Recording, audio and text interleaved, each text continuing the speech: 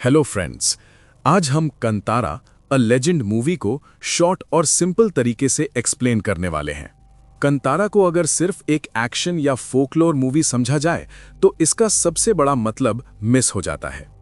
यह फिल्म एक civilisational conflict दिखाती है, जहां मॉडर्न लॉ, ट्राइबल बिलीफ और नेचर एक ही जगह टकराते हैं। इस कहानी का बेस है दैवा या भूता कोला, लोकल डिवाइन स्पिरिट, जमीन का हक और इंसान और प्रकृति का रिश्ता।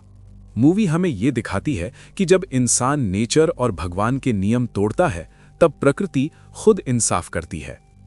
कहानी शुरू होती है 1847 से। एक राजा जंगल के बीच में शिकार करने के लिए गया था। राजा थका हुआ, भूखा और परेशान था। तभी उसके सामने एक भूत कोला या दैवा प्रकट होता है। इस सीन में बैकग्राउंड स्कोर और विजुअल्स क्लियरली बताते हैं ये कोई नॉर्मल इंसान नहीं, ये जंगल का रक्षक है। दैवा राजा से कहता है, तुम इस जंगल में आए हो, पर यह जंगल तुम्हारा नहीं है। राजा डर के मारे अपनी जान बचाने के लिए एक वादा करता है। ये पूरी जमीन गांव वालों को दान करेगा और कभी भी इसमें हक नहीं जताएगा। दैवा राजा का वादा स्वीकार करता है, पर इसमें एक चीज साफ कर देता है, इस वादे को तोड़ना मौत को बुलाना है।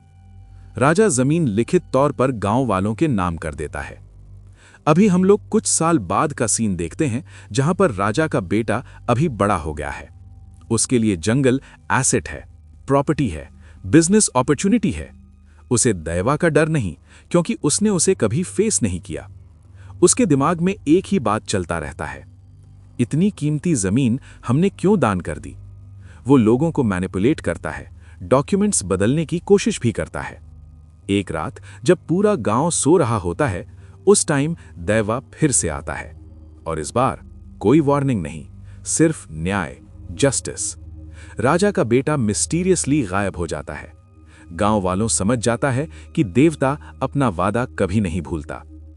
अब कहानी प्रेजेंट टाइम में आती है। यहां हम मिलते हैं शिवा नाम के एक लड़के से। शिवा एक ऐसा इंसान है, मस्तिखोर, शराबी, जंगल में पैदा हुआ, रूल्स से नफरत करता है।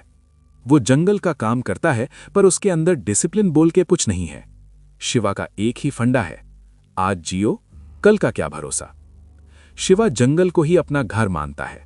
एनिमल्स उससे डरते नहीं, वो जंगल के नियम समझता है बिना पढ़े। यही हिंट है कि शिवा एक नॉर्मल इंसान नहीं है। वो बचपन से भूता कोला देखता आया है, देवता के गीत सुनता आया है, जंगल के रिचुअल्स में बड़ा भी हुआ है, पर वो देवता को एकदम मानता नहीं। उसके लिए ये सब सिर्फ एक ट्रेडिशन है। अभी नेक्स्ट सीन में हम लोग देखते हैं गवर्नमेंट अनाउंस करती है कि इस जंगल को रिजर्व फॉरेस्ट डिक्लेयर किया जाएगा।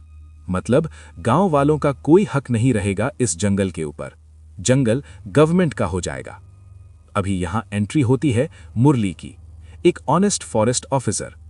मुरली स्ट्रिक्टली लॉ फॉलो करता है। उसके लिए लॉ मतलब भगवान, पर उसे यह नहीं पता यहां सिर्फ देवता का नियम चलता है, लॉ का नहीं। मुरली और शिवा का क्लैश होता है। मुरली मानता है लॉ सबके लिए इक्वल है। शिवा मानता है जंगल का कानून अलग होता है। दोनों सही हैं, पर दोनों अलग दुनिया के हैं। अभी नेक्स्ट सीन में हम लोगों को शिवा का पास्ट स्टोरी दिखाया जाता है, और यह मूवी का सबसे इमोशनल पार्ट है। शिवा के पिता भूता कोला परफॉर्मर थे। वो देवता के साथ पूरी तरह से कनेक्टेड थे, पर एक दिन कुछ लोग जमीन हड़पने का कोशिश करता है और शिवा के पिता उनका विरोध करते हैं। रिजल्ट कि उनकी हत्या कर दी जाती है, और ये मर्डर के बारे में किसी को पता नहीं चलता है। शिवा ये सब कुछ जानता था, पर चुप रहता है। जैसे जैसे जंगल का थ्रेट बढ़ता है, शिवा के अंदर कुछ बदलने लगता है।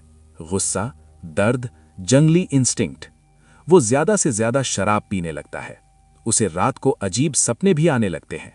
सपनों में दैवा उसे बुला रहा होता है, पर शिवा भागता है। क्यों? क्योंकि उसने अपने पिता को देवता के लिए मरते देखा है। एंटागोनिस्ट पूरी तरह से सामने आता है। फेक पेपर्स, पुलिस मैनिपुलेशन, गांव वालों को धमकी। शिवा चुप नहीं रहता। एक फाइट सीन होता है जो बताता है कि यह सिर्फ जमीन की लड़ाई नहीं, पहचान की लड़ाई है। नेक्स्ट सीन में हम लोग देखते हैं रात होती है, जंगल शांत है, भूता कोला का टाइम आता है। इस बार शिवा परफॉर्म करता है। जैसे ही मेकअप कंप्लीट होता है, म्यूजिक स्लो हो जाता है और फिर ब्लास्ट, ट्रांसफॉर्मेशन। शिवा अब शिवा नहीं रहा, वो तो दैवा का रूप बन चुका होता है। उसकी आंखों में गुस्सा नहीं, बदला नहीं, सिर्फ न्याय है। एंटेगोनिस्ट जंगल में भागता है, पर जंगल में भागने का मतलब होता है और गहरा घुस जाना। दैवा सामने आता है, कोई गुस्सा नहीं, कोई शोर नहीं, बस एक सच, जो मेरा था वो वापस आ गया। और जंगल शांत हो जाता है, मतलब एंटेगोनिस्ट का अंत हो जाता है।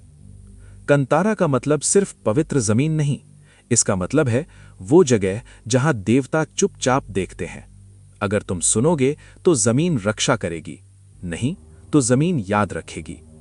अगर आपको ये एक्सप्लेनेशन पसंद आई हो तो इस कहानी को लाइक और शेयर कीजिए, क्योंकि कंतारा सिर्फ एक मूवी नहीं, ये एक चेतावनी है।